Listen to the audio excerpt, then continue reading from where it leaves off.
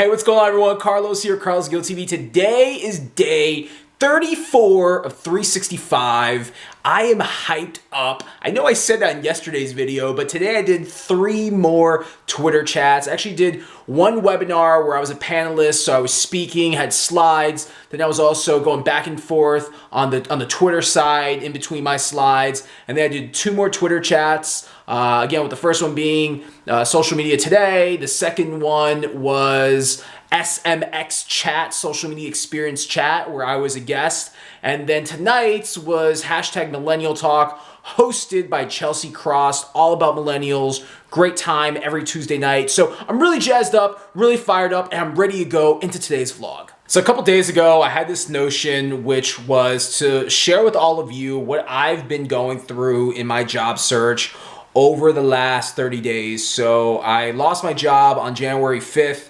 Today is February 4th, so we're coming up on almost exactly a month. It's been about 4 weeks now, and I was sitting in Chick-fil-A while my daughter Gabby was playing in the playground, and I had my laptop with me, and I just literally started grinding out just a ton of content.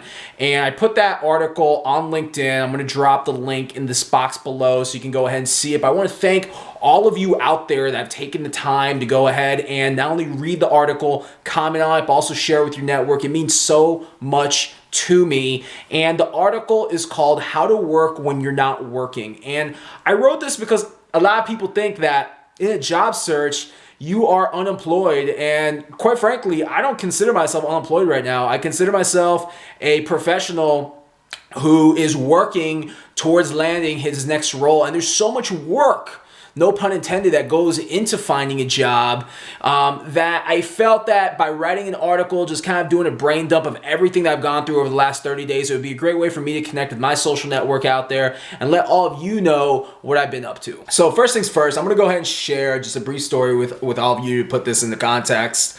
And it starts back in 2008. So in 2008, I was working in the banking industry at the time, and right around November of 2008, something called the recession happened, and a lot of people lost their jobs.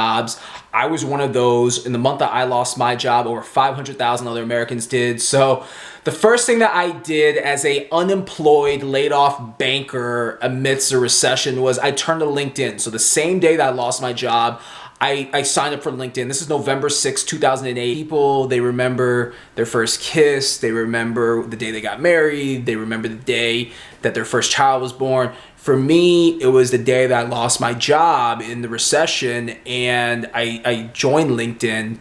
And where I'm going with this is just the profound impact that that moment had, and it's advice that goes back to when I was a kid. My dad always told me 2 things, so 2 key lessons that dad always told me.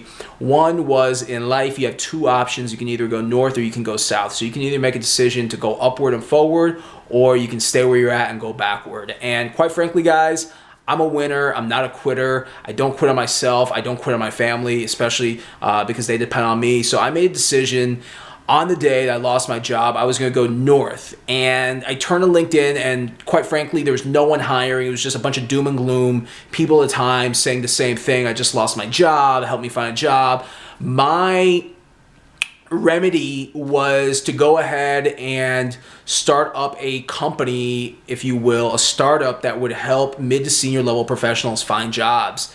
And it was very niche focused, and I started out my company, JobsDirectUSA, really as a community built through LinkedIn, and I grew this community organically, doing what a lot of the brands today do. So it was very much using social media to build brand awareness, grassroots PR, and I joined LinkedIn at the time, not only joined Facebook, joined Twitter as well, and really used all these mediums. And again, we're talking 2008.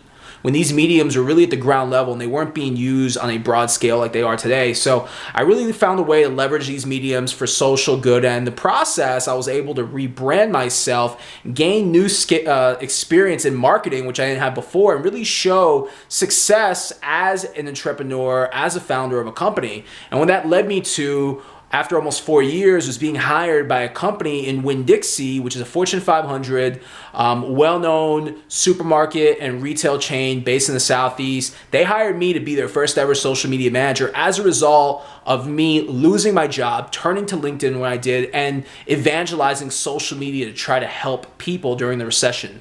it goes to show the product of what happens when you don't quit. But that's one piece of the equation. The other is network. And during the time that I was starting JobsDirectUSA, I was focusing on connecting with as many people as I could.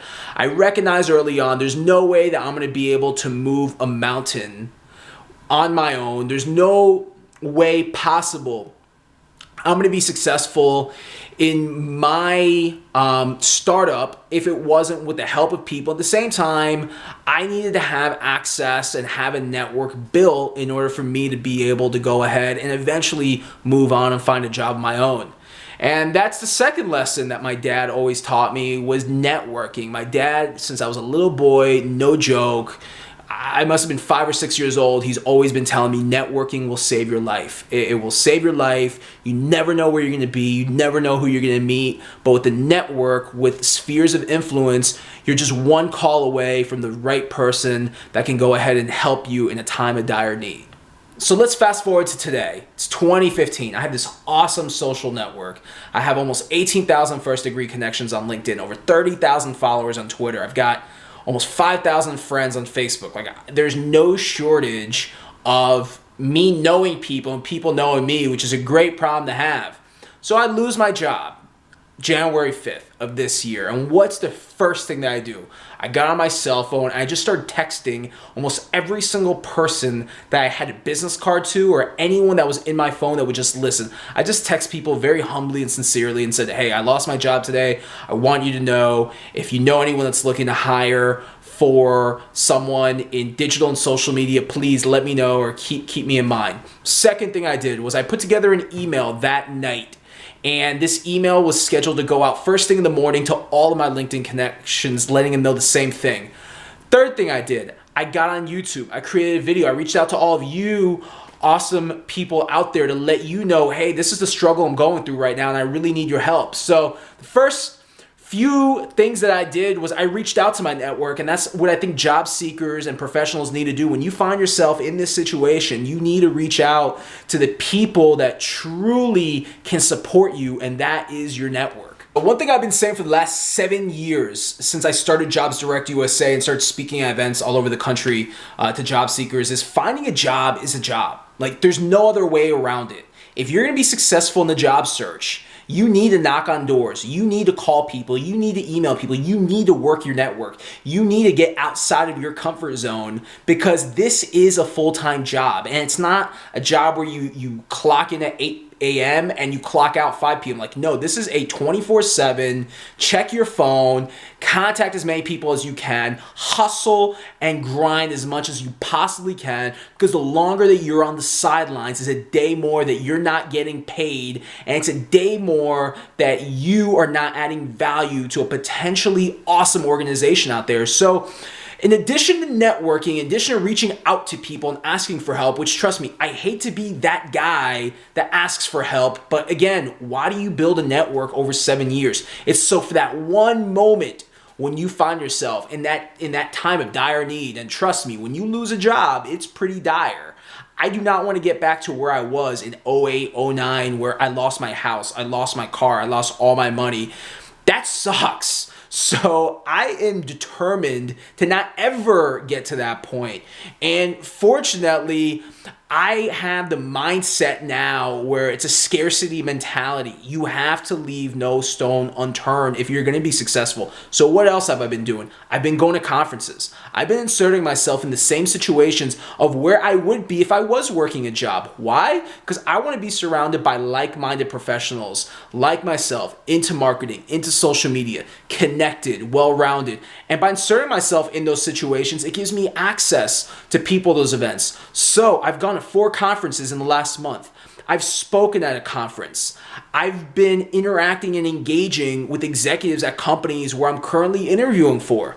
How awesome is that to be able to go ahead and speak to a recruiter and say, hey, I was just talking with so-and-so and they said I should reach out to you, or they said they were going to be following up with you. Like, that's networking, people. It's not just being on the computer. It's not just firing off a bunch of resumes and waiting for the phone to ring. It's being proactive. It's going out and finding your next job. You have to be your biggest fan. Not only when you're looking for a job, but in business, in your career, you have to be your biggest advocate. You have to be your spokesperson. You have to be your PR. You have to be your publicist. At the end of the day, no one is a bigger fan of you than you.